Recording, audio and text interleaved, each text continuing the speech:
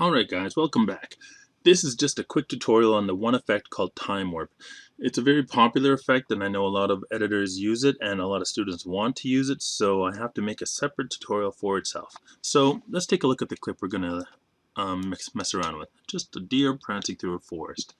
Now be aware, you cannot time warp clips that are already being converted from another frame rate into the program. You have to render it all out. It doesn't work like that.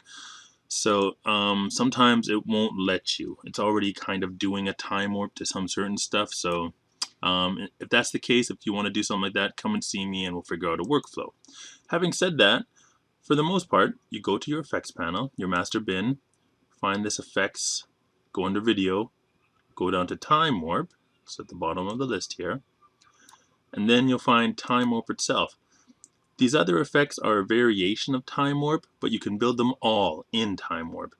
Now, I'm using Avid 8.44 and I'm finding a few little bugs, so be careful with your Time Warp. What should happen is I should take this and I should see a position and a speed appear in the effects panel. So I'll click on it's been applied. I click on the effects mode. There we go, yeah. Sometimes you won't see these two come up and I don't know what's going on. That might just be your Avid. Take it off and try it on again. It should be okay. Anyway, in this case, we see a speed graph and a position graph. So I want you to click on those. I'll click here, 1, and I'll click here, 2. So what this is telling me about this effect is that right now it's playing back at a speed of 100%. Okay? So just playing back normal, 100%. And this is the amount of frames that we have. So if it goes off here, we're kind of short on frames and it's going to freeze frame or whatnot. So basically, there's a lot of stuff going on. So let's take a look. If I want to slow this down, if I want to slow this clip down, I can go to 50%, playing back the clip at 50%. And if I take a look at that position, I'm just scaling it so now we should have so much more information to work with. So if that's the effect, half speed, but we've also run out of room. So, all right.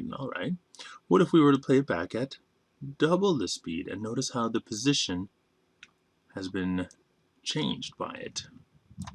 So if I play it back 202%, that's the entire clip played back at 200%. All right, so what if I wanted to do more than that? All right, what if I wanted to say start off there and I wanted to slow it down?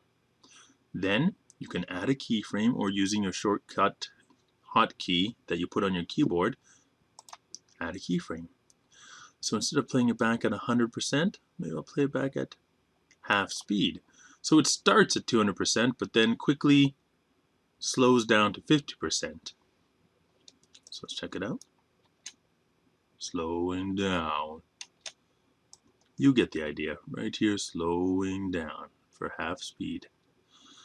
Okay, but what if I wanted it to jump up again? So just go back to normal. All right. You saw that, right? And look at our graph. Look how the frames are being interpolated. So this is how you can create a speed boost. And again, 100% is like normal speed. What if I wanted to drop to 100 and do a sharp up boost to 100%? All right. Just move your keyframe closer, make one closer. And if I wanted to move this closer, I hold down my Alt or Option on the Mac, and I could just move that horizontally. So now it'll bump up really fast. You see that? Also, if I wanted to, I could right click, and you have to try to kind of appreciate that the point to point, the way it reads the speed, this is something called a Bezier curve. Linear is when it's straight. So think of like a car racing towards a red light. It slows down before it stops, right? It doesn't just keep going 100% and then stop at 0. That would be linear. Shelf is when you have like a crazy, up and down values. Linear, direct values. Splines give you this. And then finally, Bezier, it lets you be a little bit more creative. It gives you a little handle that you can use to alter your speeds. So these are a little bit more advanced concepts, but just be aware of them. How to manipulate and add keyframes for speed. Then I just want to draw your attention to this. Say we're slowing down the clip.